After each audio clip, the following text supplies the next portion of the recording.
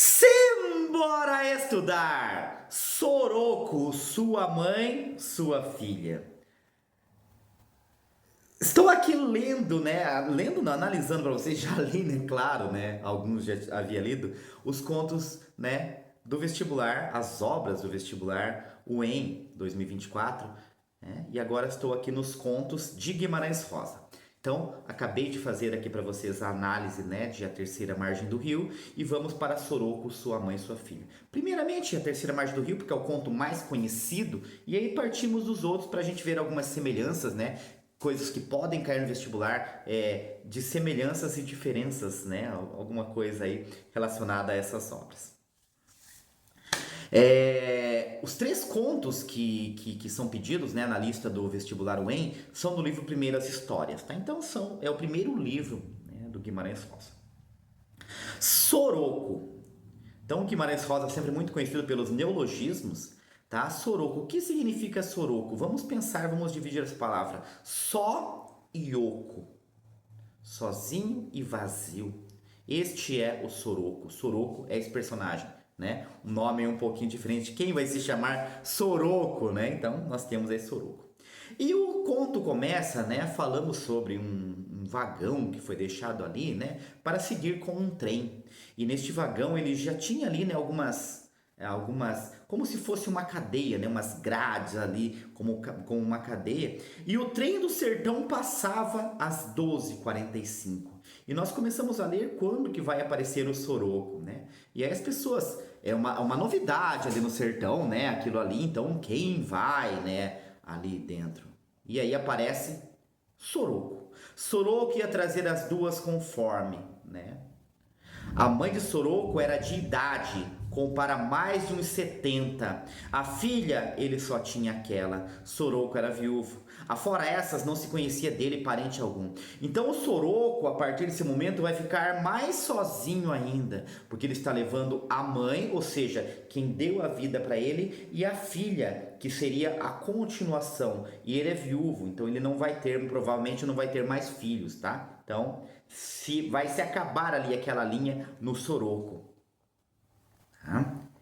E o Soroco vai levando, né? Leva a filha e a mãe. E aí nós descobrimos para onde que o Soroco vai. Deixa eu fazer só colocar uma descrição do Soroco aqui. Ele era um homenzão, brutalhudo de corpo, com a cara grande, uma barba fiosa, encardida em amarelo e os pés com alpercata. Essas crianças tomavam medo dele. Mas da voz, que era quase pouca, grossa, que em seguida se afinava. Então, uma voz grossa que se afinava, quase pouca, né? Vinha vindo com o trazer de comitiva.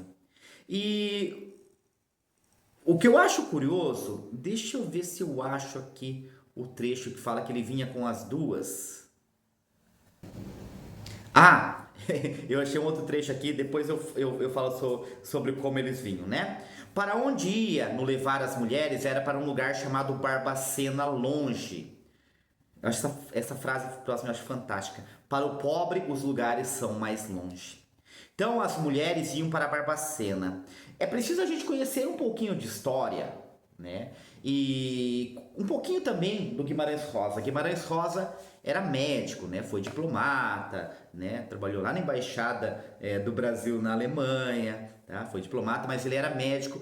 E o Guimarães Rosa chegou a trabalhar pouco tempo lá no hospital onde ocorreu o Holocausto Brasileiro, né? O hospital onde eles colocavam as pessoas que eles diziam que eram loucas na época. Tá? E as duas vão ser levadas para lá. Tá? Para lá quem ia não voltava. Tá? Então, o Guimarães Rosa aqui ele vai fazer essa crítica, né, a esse local que é conhecido como Holocausto Brasileiro, que manchou, né, na história a cidade de Barbacena. Ficou muito conhecida por isso. Tá?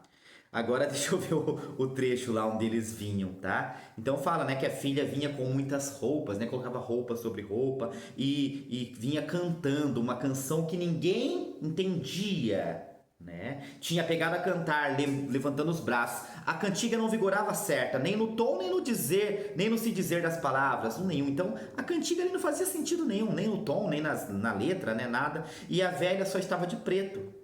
Tá? Então a velha vinha de preto, batia a cabeça. Tá? Aqui o trecho que eu falei para vocês que eu ia procurar. Soroco estava dando o braço a elas, uma de cada lado. Em mentira parecia entrada em igreja num casório. Então primeiro ele fala que parecia entrada em igreja num casório, para logo em seguida ele falar assim, era uma tristeza, parecia enterro. Então observa, levando para o casório, mas não era o casório, levando para o enterro. Tá? Então uma comparação ali entre o Guimarães Rosa, né? Como se o casamento, né, a entrada para o casório também fosse comparando com o enterro, tá? E aí as duas estão ali, e as duas são o tempo todo inofensivas, né? A menina só canta, a mulher uma hora solta do braço do Soroco, mas senta ali, o Soroco até fala, não esquenta a cabeça, ela não faz nada, seu agente, tá? Ela não acode quando a gente chama, quer dizer, ela não, né, não, a gente chama, ela não vem, mas ela não é, ela é inofensiva, tá? A mãe dele. E aí a moça continuava cantando e a velha também começou a cantar junto com ela no mesmo tom, aquela música no mesmo tom, sem tom nenhum, né? Só aquela coisa que ninguém entendia, tá? Até que as duas são levadas para o trem, tá? E aí vem uma parte muito legal. Soroco, tomara aquilo acabasse, ou seja, aquilo tudo acabasse logo, né? Era um sofrimento para o Soroco. O trem chegando, a máquina manobrando sozinha para vir pegar carro, o trem apitou e passou, se foi o de sempre. Então a cena aqui é muito rápida. E o Soroco volta para casa. E as pessoas ficam olhando para o Soroco, né? Ele se sacudiu de um jeito arrebentado, desacontecido e virou para ir-se embora. Estava voltando para casa como se estivesse indo para longe fora de conta. Mas parou. Entanto que se esquisitou. Parecia que ia perder o de si, ou seja, ele ia ficar louco, né? Como as duas. Parar de ser. Assim, num excesso de espírito fora de sentido, e foi o que não se podia prevenir. Quem ia fazer siso naquilo? Num rompido ele começou a cantar, alteado, forte, mas sozinho para si. E era a cantiga mesma de desatino, que as duas tanto tinham cantado, continuava cantando. Ou seja, nesse momento o Soroco também fica doido. E aí eu volto com vocês, né? É um tema presente lá no conto A Terceira Margem do Rio. Tá? Quem são os loucos? Quem são os sons, os sãos? Quem são os bons? Tá começando a chover, gente. Espero que a chuva não faça muito barulho. Tá chovendo forte, não atrapalhe aqui, tá? Mas vamos seguir aqui, ver se dá para seguir, tá? E aí todos começam a caminhar e seguindo o Soroco, cantando atrás do Soroco a mesma canção que ele. Todos estão doidos ou todos estão alegres ou a loucura é normal? Então veja como Guimarães Rosa ele trabalha essa questão da loucura. Como o filho lá da Terceira Margem do Rio, como aqui o Soroco e as pessoas que o seguiam, que agora achavam tudo aquilo esquisito, mas estavam fazendo o mesmo. Só que agora eles estavam mais alegres. A gente estava, e o conto termina assim, a gente estava levando agora o Soroco para a casa dele, de verdade.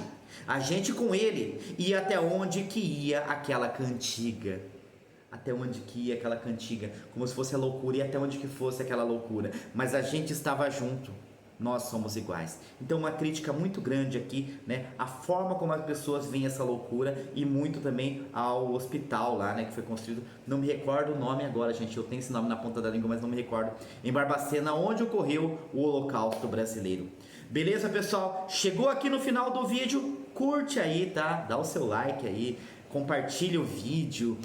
Se inscreve no canal se não inscreveu ainda, tá? Comenta aí se concorda, se não concorda, tá? Por hoje é isso e simbora estudar!